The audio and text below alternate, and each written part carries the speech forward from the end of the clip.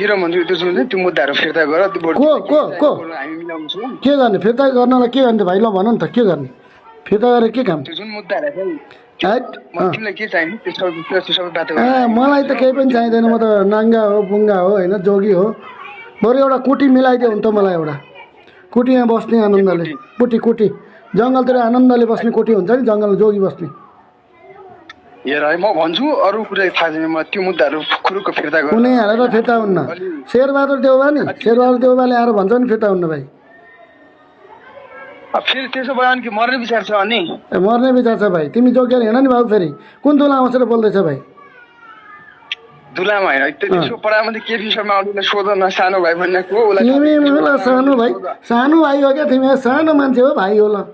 नामै जस्तै छ हो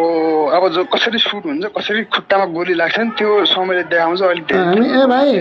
तिमीलाई राम्रो छ भनिदिएको छु मैले तिमी तरुण दलका चाहिँ जोसुकै भए पनि या म अपन च्यालेन्ज म दिइरहेको छु त तिम्रो हातबाट हुने चाहिँ तिमी गर म मेरो हातबाट हुने चाहिँ म गर्छु होइन तिमी म यस्ता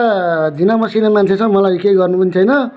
अब क्रिया यदि भयो भने प्रतिक्रिया अनि दिउँला नि त अहिले केही छैन मलाई त्यो मतलब छैन यस्ता कति आए कति गए AK-47 बोकेर आए के लिएर आए मलाई टाइमै तोकेर चाहिँ आए कोही माइकेल दशा लागेको छ भने बेग्लै कुरो हो भाइ तिमी होइन भने साइड लाग्यो भाइ पहिला मेरो समूहको फोन उठाउने हैसियत गर्नु कोसँग तिमी भाइ तिमीसँगै बोल्दैछु त को अर्को मान्छे यार नोकर चाकरसँग बोल्दिनँ नि त म भाइ तिमी आफै बोल न के भन्नु पर्यो लु भन्नु मेरो फोन किन उठ्दैन त अनि हावा नचाहिँदा फोनै हानेको छैन उठिरहेको छु त बोलिरहेको छु त दम छ नि भन्नु पऱ्यो नि के गर्नु पऱ्यो मैले मुद्दा फिर्ता हुँदैन भाइ कहाँ हुनुहुन्छ ल भन्नुहोस् काठमाडौँ हामी पनि काठमाडौँ छु ल भन्नु कहाँ भेट्नुपर्छ मैले ल भन्नु किन भेट्नुपर्ने मैले फोकट रेस्पेक्ट पाउँछस् म अझ पनि भन्छु म म 11वटा मुद्दा हानेर बाहिर आफै अन्डरग्राउन्ड बसिरहेको मान्छे अझ ती मुद्दा हाल अन्डरग्राउन्ड बसे पनि बस भाइ फुटबल ग्राउन्ड बसे पनि बस मङ्गलग्रहमै मलाई त्यो मतलब होइन भाइ मैले भने नि भोलिको दिनमा तलमाथि केही भइहाल्यो त्यो तल माथि त भइहाल्छ कहिले काहीँ भर्याङ चढेर माथि जान्छु कहिले तल झर्छु नि म त्यो मेरो मर्जीको कुरा नि भाइ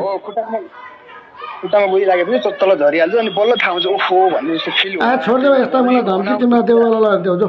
तिमीलाई सफल यस्ता धम्की नदेऊ ल झुकेर पनि मेसेज गर्ने कोसिस गर्ने होइन भाइ अबदेखि अब मेसेज गर्ने कोसिस गर्ने